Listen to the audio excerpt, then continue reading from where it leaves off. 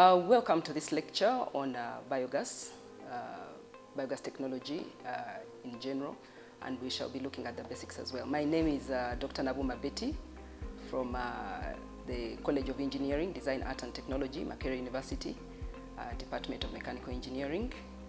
I specialize in renewable energy, especially biogas.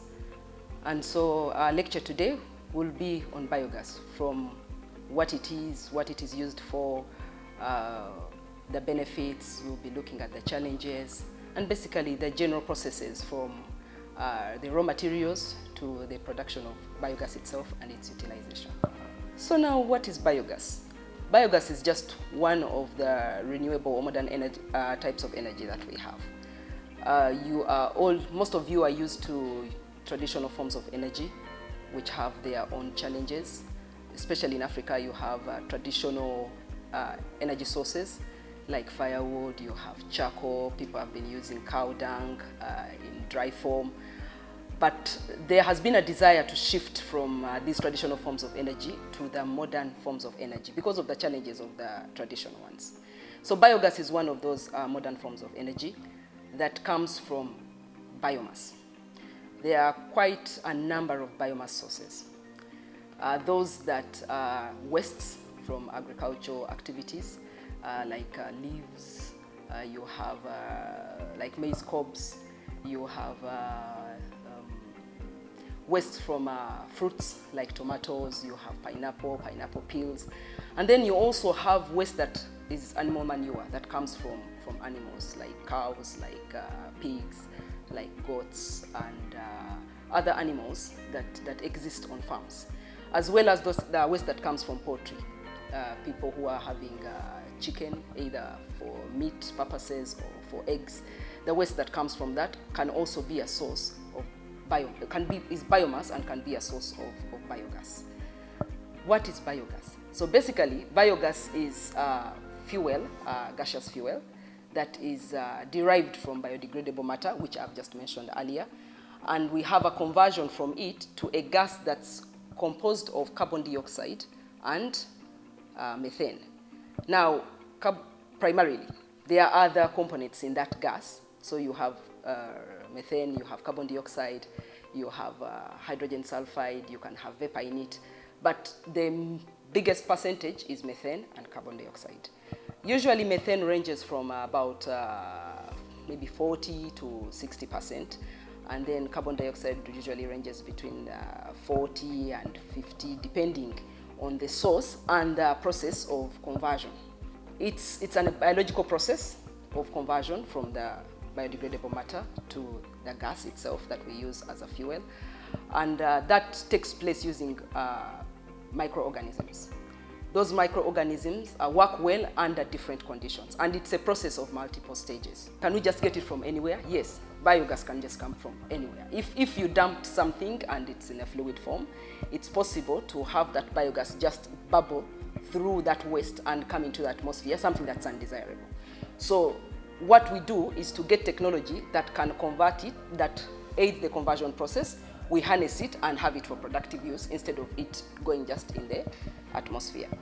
And what we use for that conversion is what referred to as biogas digesters, and sometimes they can be called biogas generators.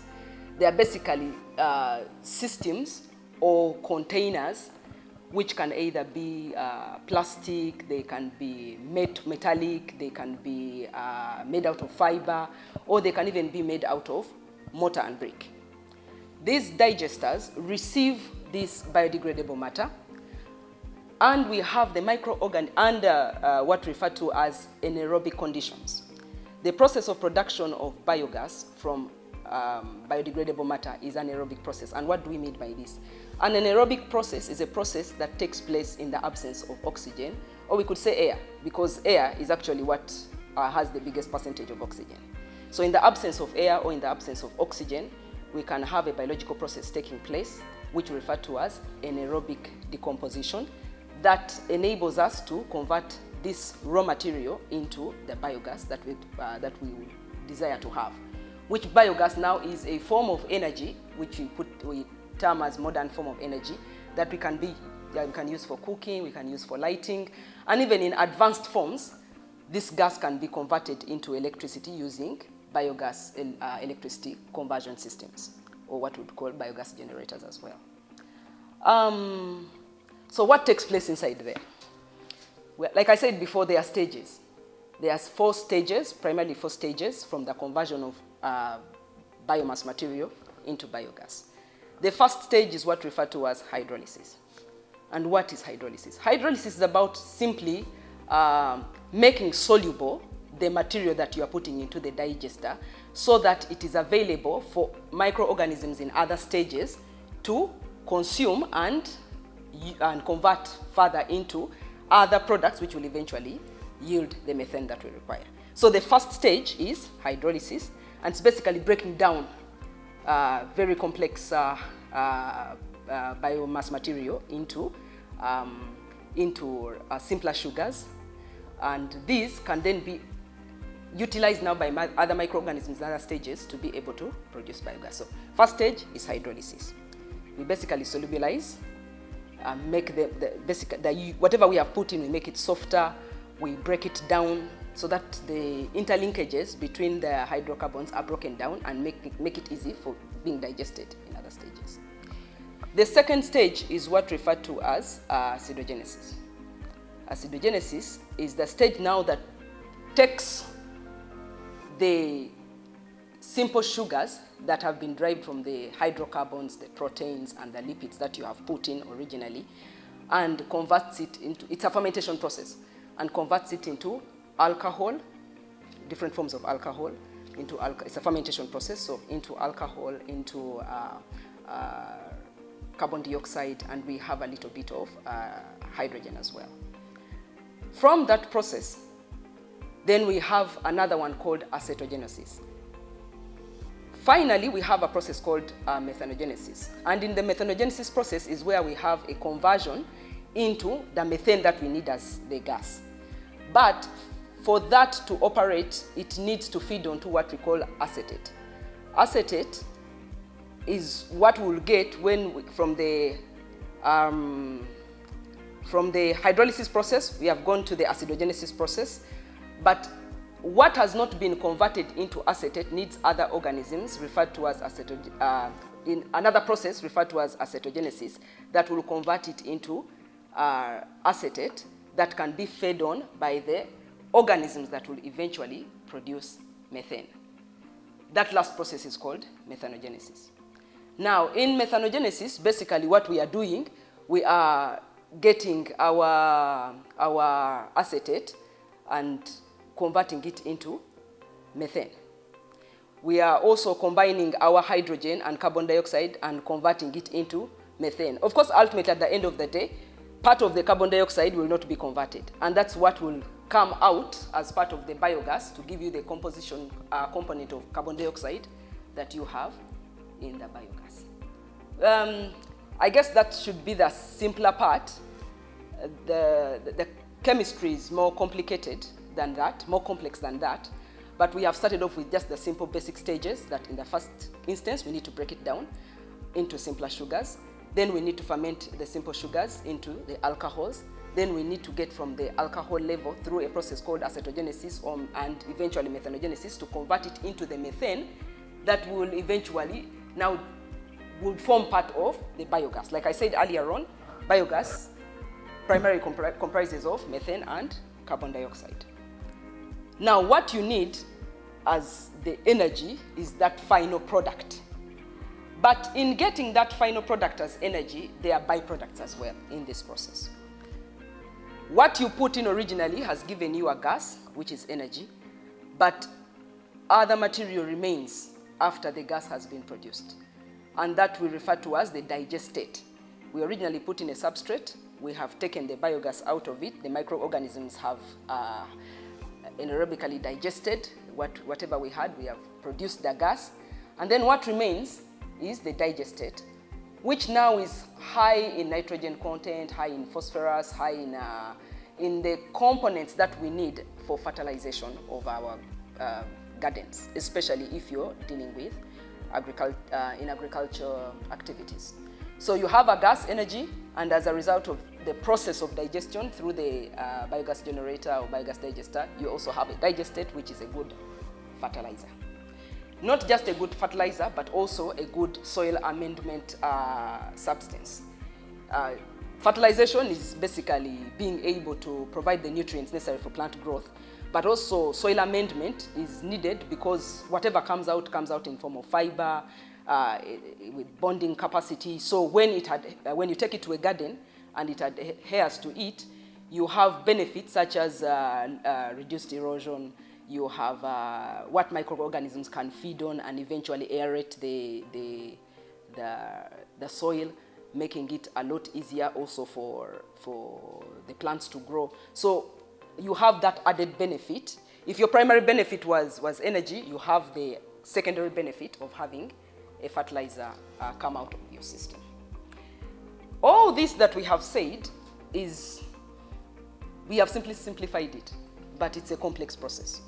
When we say complex, it means that there are quite a number of things that need to be optimized for us to be able to produce sufficient biogas from whatever we have put in. In other words, we have to, in designing a system for conversion, we have to optimize for a number of things. We have to optimize for the cost of the design that you're putting in place has to be one that is, in terms of costs, you want to have it as low as possible. But also you want a system that has effective conversion of whatever you have put in to biogas. And then you also have a system that should be easy to operate. That's another thing that you should optimize. It's not so complicated for people to use or to run on a daily basis, but also that is not very expensive for them to do. So all these have brought about different designs. We have from the very simplest ones to even to very complex systems.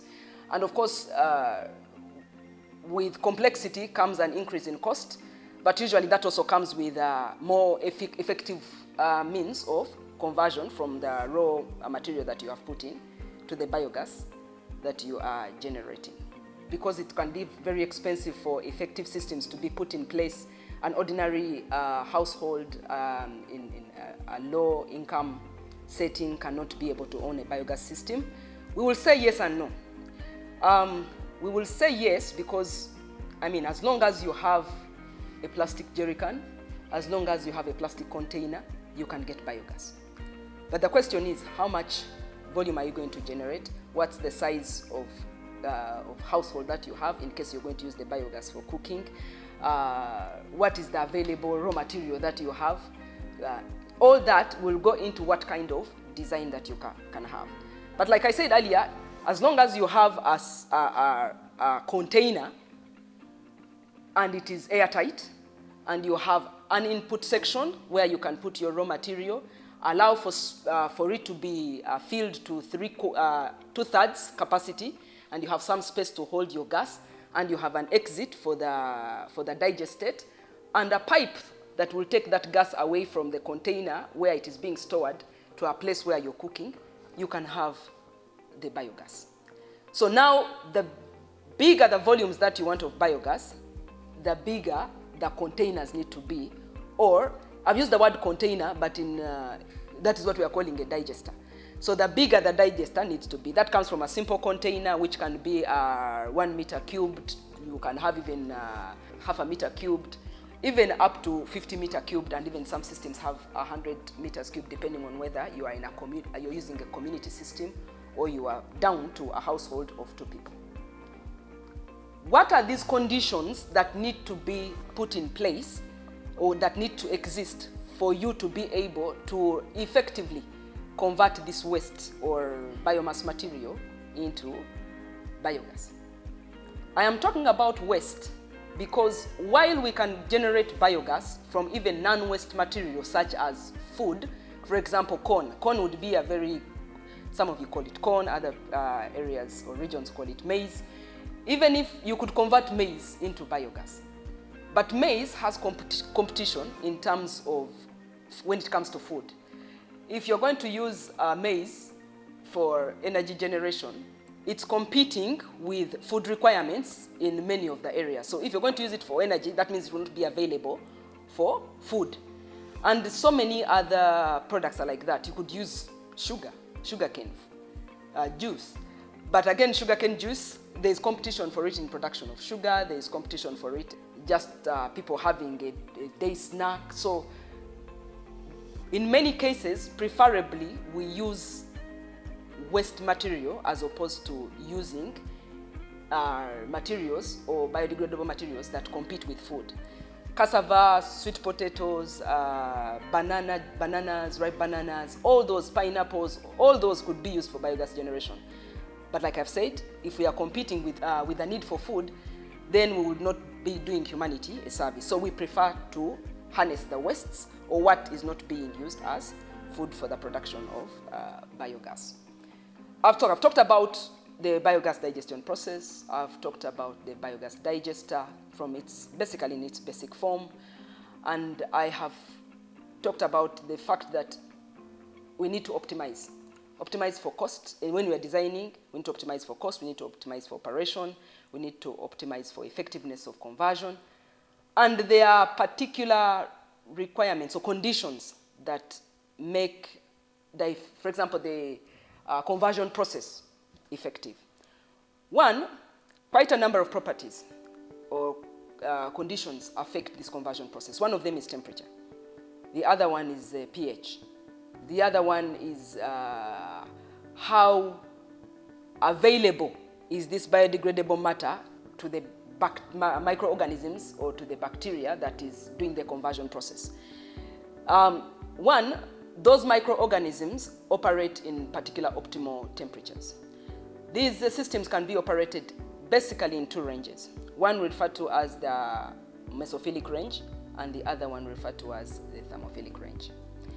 The higher the temperature, the faster the conversion process would be. However, that would require an input of energy because most prevailing conditions around many environments are not in higher temperatures. Now, the thermophilic range is 35 to 37 degrees, and the mesophilic range is around 55 degrees. So you are all aware that probably there is no region that's operating at 55 degrees ambient conditions. For you to be able to raise it to that temperature, you would need an energy input. When it comes to energy production, one of the things that we really desire is to have a high net energy value. And what do we mean by that? If we have an energy input and we have an energy output, if you put in a lot in terms of energy, for example, for raising temperature, then that means that if we subtract whatever you have put in from what we have generated, the net energy value will be reduced. So you'll find that in many cases, if we do not have a cheap energy available to us, then it is preferable to operate in the low temperatures where we do not need too much energy input. And that's the range of 35 to 37. However, in that range, the conversion process, the effectiveness of the conversion process is reduced. So at low temperatures, we do not put in a lot of energy, but we don't get much out of it either. At high temperatures, we put in energy, and then we get energy out of it, but the net energy value appears to be reduced. However, we have to look at the difference. If for example, we put in nothing, and we get a conversion process of, to the extent that we are getting biogas that's 40 to 55% methane, and if we put in energy in terms of increasing temperature, and then at the end of the day we can be able to get 70% methane, then we do our own calculations and see how much of what we have converted, because the methane is actually what could be used to do the heating process. So how much of the methane generated is used in increasing the temperature, and how much do we have balance? The balance that we have, would it warrant us, would it be necessary for us to continue keeping the temperatures high, or we should just operate at temperatures that are relatively low, which is 35 to 37. Even in, of course, in places like Sub-Saharan Africa, we can get too close to those temperatures. But also, even if we're to operate in those ranges, for countries that rarely see degrees beyond 20 or 25 degrees, they would still need to also put in energy, except they would put in less than if they were operating it in the thermophilic range of 55 degrees Celsius. So one of them is temperature. If the temperatures are too low, Then the operation of the microorganisms that do the biological conversion process are actually inhibited, and so they would not give you an effective conversion rate or even conversion efficiency. If the temperatures are too high, you know microorganisms. If the temperatures are too high, we would destroy them. And once we have destroyed them, then there's nothing to do the conversion. So we have to optimize temperature. The same applies to pH. Usually we operate our systems at overall at the neutral pH. A neutral pH of 7, so operate between 6.5 to 7.3, around there. We don't keep it acidic, and it's not also excessively in the alkaline zone. So that also has to be optimized. Of course, in the process of having conversion from let's say alcohol to acids, in that process, if nothing is consuming the acids, in other words, if the final stage, for example, is inhibited, which is the methanogenic stage, if it's inhibited and what has been converted is not being taken away, then we are going to have an accumulation of an acidic environment in the system, and that would kill the microorganisms. And if they are destroyed, like I said earlier on, then they are the ones being which are carrying out the biological process of conversion. If they are killed, then we will have no conversion process taking place. So that also has to be optimized. We also have to ensure that whatever we are putting in doesn't get stuck there. And maybe that will take me back to the biogas digesters in their operation. Probably something I skipped. Something that I had not talked about, but is worth noting, is that there are different ways of operating these, what we refer to as the biogas digesters. 3 ways that I would bring to mention right now is the continuous method of feeding these digesters. In the continuous method, what we do, you initially feed the biogas digester with a certain amount of substrate, let's say 2/3 of the biogas digester that you have. And after the certain number of days, and you have biogas there's evidence that biogas is being generated, and then you continue feeding the system with a certain amount of raw material every day, and whatever you feed in causes what we refer to as displacement. So you have a digester that's 2/3 full, and when you feed in this raw material, a certain amount of raw material, then the amount that you feed in to the system pushes out an equivalent amount through the exit of your system, which is what we refer to as the digestate. Now, in that continuous process, the amount of feed that you put in per day depends on what we refer to as the retention time of the material that is in that digester. If, say, you have a retention time of 20 days, then you have to calculate in such a way that whatever you feed in, whatever comes out, has stayed there for a minimum of 20 days. So you feed in, so that's what we refer to as the continuous process. You have every day feeding in, and every day you have what is going out. Then we have the semi-continuous. In semi-continuous, you can decide that you want to be feeding the system every week. Let's say every week or every 4 days. So every week you feed in an amount, and like I said, it's a displacement method. Whatever you feed in is what gets out. So if you feed every week, that particular amount pushes out as an equivalent amount out of the digester that has stayed there for the retention time that you planned for it. The other type is what referred to as the batch. In the batch system, you look at, for every substance, you have a certain number of days for which you have full extraction of the biogas out of that system. So you have biogas production starting off at a low volume, then picking up, and you have a peak, and then eventually you have reduced biogas production to a certain level where you know that whatever is coming out is now not much or not sufficient. So it's time for you to replace whatever is in the digester. So in the batch system, we have gas extraction for a particular number of days, and then you empty that digester and put in fresh substrate into that particular biogas digester, and then whatever comes out, you go and use it as a fertilizer. Now, if you use such a system and you have only one digester, that means that you'll have gas production, and then no gas production when you have fresh substrate into your digester, until we have the initial biogas coming out of the system. So in many cases, when you're operating batch systems, we have multiple batch systems. So you have multiple digesters. You have biogas production for a particular period of time. As you're emptying this particular container, probably the next a particular digester, maybe then the next digester is having its maximum gas production. And so at any given point, you'll have biogas. Otherwise, if you operate only one on batch, there are going to be times when you do not have any biogas for use.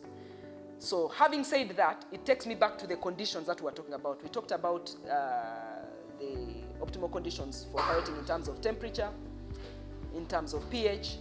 And now, when you're operating, for example, continuous systems or semi-continuous systems, you realize that if you have any solid build-up in the system, whatever you're putting into the biogas digester might actually come out without fully being digested, because part of the volume of the digester has been taken up by the solids that are clogging that particular system. So that means that we have to put into these systems basically auxiliary materials or auxiliary systems for stirring or for agitating these systems, so that we do not have mass buildup on the walls of our digesters. Otherwise, if we have mass buildup, reduce the volume of the digester, and that means that whatever we're putting in comes out before you have the full extraction of biogas out of whatever you've put in, because now it's spending less time in the digester. If you had 4 meters cubed and you have maybe half a meter cubed being occupied by clogged solid material in the system, it means what you have available to you is less that. And if it's less that, it means that whatever you're putting in is now taking a faster time in coming out of the system. So we have to make sure that the systems are built in such a way that we allow for agitation, we allow for mixing, so that we don't allow for clogging in our particular systems. And the other is, when we talked about the different processes of biogas production, the first stage is a limiting stage. What do we mean by a limiting stage? The faster it takes, the faster the entire process. If we have that stage slowed down, then we will take a longer time in producing biogas out of our system. And like I said, it's a stage that basically breaks down complex hydrocarbons into simpler ones. And so you have simpler sugars, which we can now eventually can be digested by our bacteria or acted on by the enzymes produced by other bacteria. Now, if we have a substrate or a feedstock that's purely solid, it would take longer for the microorganisms to break it down. If we have a material that is basically more lignin than cellulose, lignin in terms like the fibrous material of wood tissue, if you have that getting into the system, you will have a longer process for breaking down that than if you had grass. So one, the biomass material coming into the system has an impact on the speed at which the biogas is going to be generated, because it has an impact on how fast the first stage within the methane producing process is, or the biogas producing process is, how fast it is. We can facilitate the process of breaking down or the process of hydrolysis using quite a number of methods. Some are basically what we refer to as pre-treatment methods for basically making it easy. Sometimes we have enzymes introduced at that stage to quicken the process. Sometimes we have these materials basically broken down, like crushed, to reduce them into smaller particle sizes, creating larger surface areas for the microorganisms to operate on these. Otherwise, if we don't do that, it will be harder for them to penetrate particular points of that material that we are putting into the system. So one of the other conditions, in addition to temperature, in addition to pH, in addition to ensuring that we have a system that is not clogged through stirring or agitation, is that whatever is getting in should be in such a condition that it is easy for the microorganisms to break down. We could do that by introducing enzymes. We could do that by breaking it down physically, by mechanical means, if chopping it into smaller pieces. And the other is to provide liquids around it to which the enzymes can adhere. So the question is, can we have powder as the raw material? Like if you dried your grass and crushed it and simply placed it into the digester, and you don't have oxygen or air getting into the system, can we have biogas produced? That would take forever, because the microorganisms, the bacteria in the first stage, hydrolytic bacteria, even if they were to produce the enzymes, they almost have nothing to adhere to and stick there and be able to crush it further. That is why we usually have wet biomass getting into the system. So can this system be afforded by everybody? Like I said earlier on, the digester is one component in terms of affordability. Can we afford the digesters? They are quite, when I talked about digesters, remember I talked about, we can even start off with a jerry can or simple containers like buckets, as long as they are airtight and we have where to get the gas off from. But that wouldn't be sufficient to even probably prepare you, if it's a bucket, it wouldn't be sufficient to prepare you a cup of tea. So we need sufficient volumes for you to be able to prepare a decent meal. And one of the reasons for introducing these modern forms of energy is to divert people from the traditional ones, which basically their use is detrimental to the environment, to the health of these people. So now what you don't want is to be able to give a solution partially, so that someone can cook tea or porridge, but then cannot cook their beans. You want to be able to have a system that's, in a way, almost totally taking away the other burden of collecting firewood or the other detrimental effect of using charcoal. And that would mean that investment has to go into the production, or the installation of these biogas systems. If this modern energy is very good, then why is it that most of the households do not have biogas today? It's because the initial requirement for biogas systems in terms of cost is quite high for an ordinary citizen of, let's say, a country like Uganda or many of the sub-Saharan countries. In a country like Uganda, probably the minimum you'd be paying if you needed to get a 4-meter cube digester would be about maybe you can't have less than $500 to be able to put up a biogas digester that can feed 6 people in your home. Now, if that's the case, it means that many people can't afford that. So, can everybody and anybody afford to produce biogas in their home? Yes, everybody and anybody can afford to produce biogas in their home.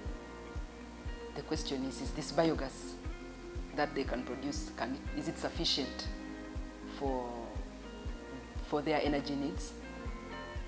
Now that's what brings in the issue of affordability.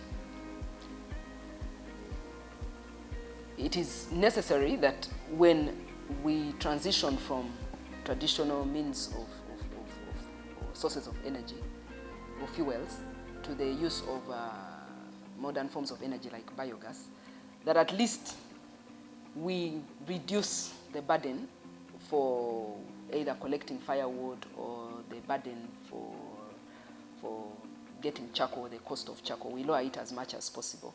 And that can only happen if the modern form of energy that we are providing or that we are being able to utilize in these homes can cover the energy needs of a particular family to a great extent. The challenge with the biogas technology has been that upfront costs of ownership have been tremendously high for an ordinary citizen or an ordinary person in a rural setting or somewhere in the sub-Saharan region. For example, to be able to get a 3-meter cubed digester in Uganda, you would need approximately $1,000.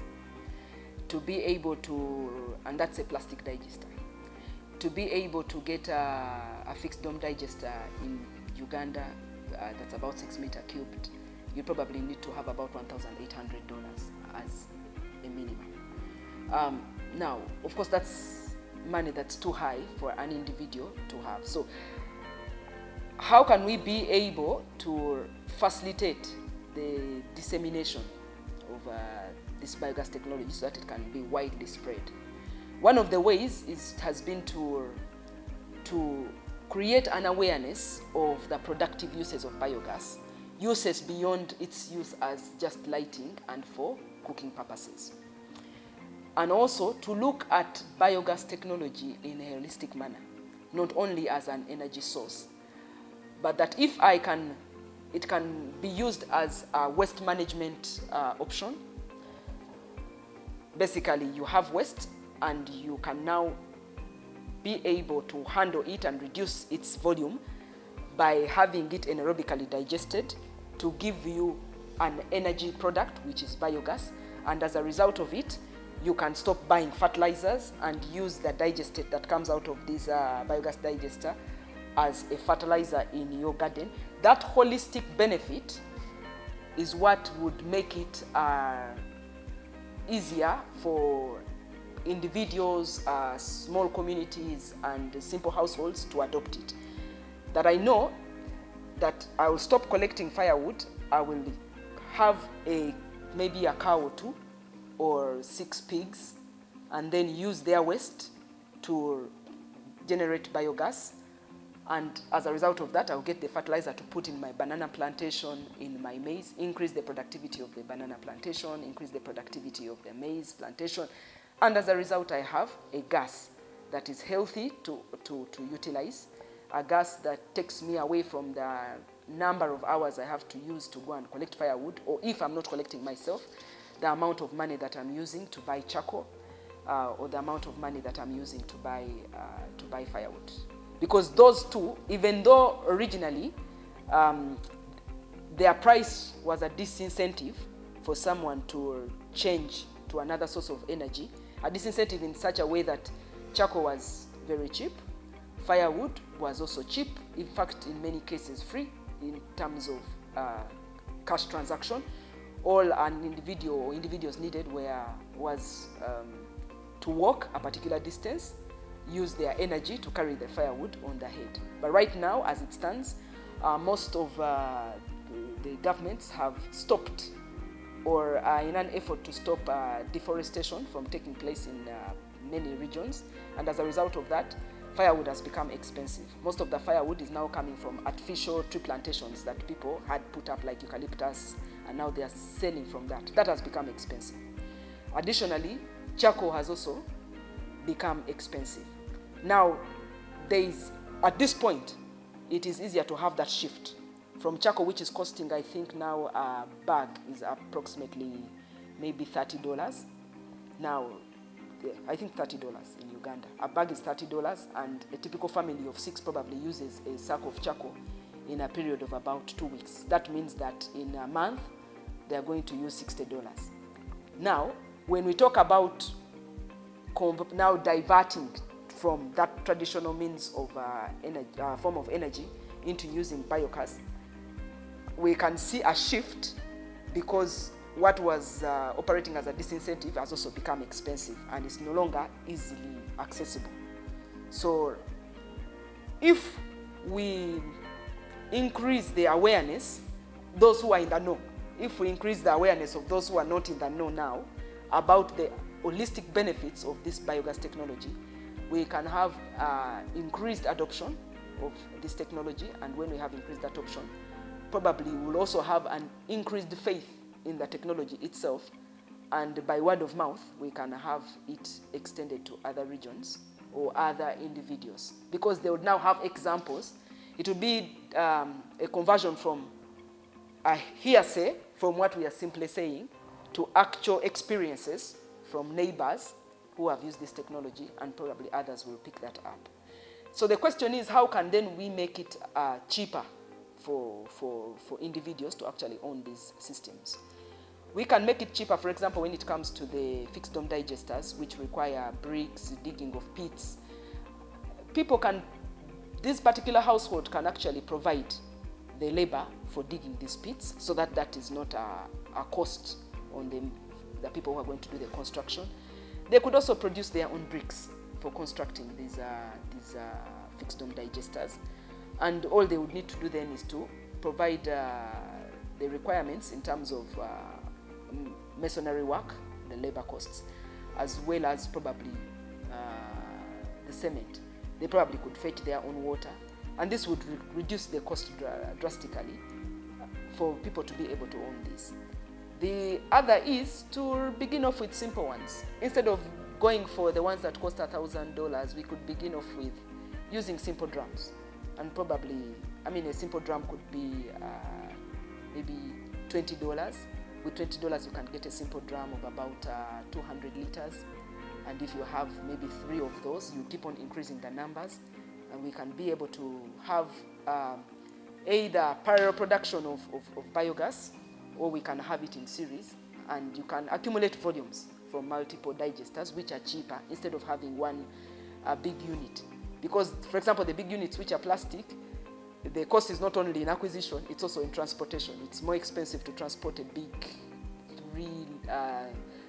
3-liter tank than it is, not 3 liter, a 3-meter cubed tank, than to get a 200-liter tank. You could transport that even on a motorcycle or a bicycle that would make it cheaper. So the whole idea is, what systems can we use to make it cheaper? Number 2 is to make information available to individuals about the different sources that can be used as feedstock for this biogas.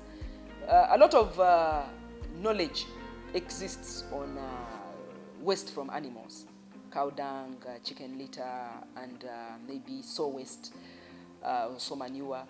A lot of information exists on that. But you'll find that most of the people in the peri-urban areas or even urban centers, and some of the people in the rural areas, do not have animals, or do not have sufficient animals to be able to get this waste for production of biogas. So what are the other sources that they can use? Some work is going on water hyacinth as a source of biogas, maybe co-digested with other material.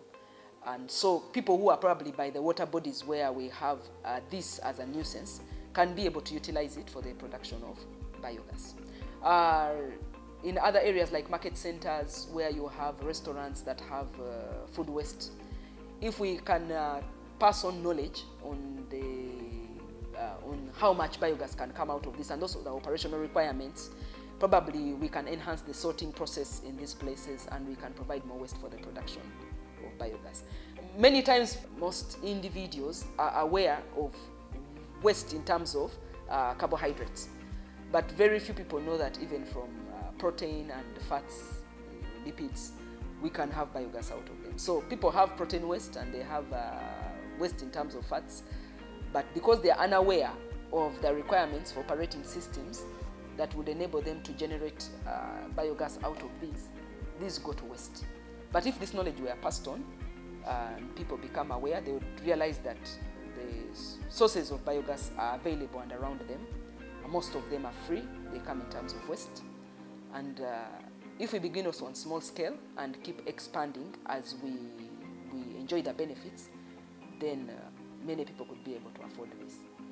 But I'm happy to say that now that the comparison we have between forms of energy are almost equivalent in terms of cost. Of course, one who is buying charcoal or who is buying firewood has to let go of a small amount every time. Let's say when I say $60 for a month, it's not equivalent to paying $1,000 upfront for the construction of a system or for buying a plastic digester in advance. But over time, when you take 10 months in a year and you realize you have spent $700 on the buying of charcoal, then probably now there can be a reconsideration for adoption of biogas technology.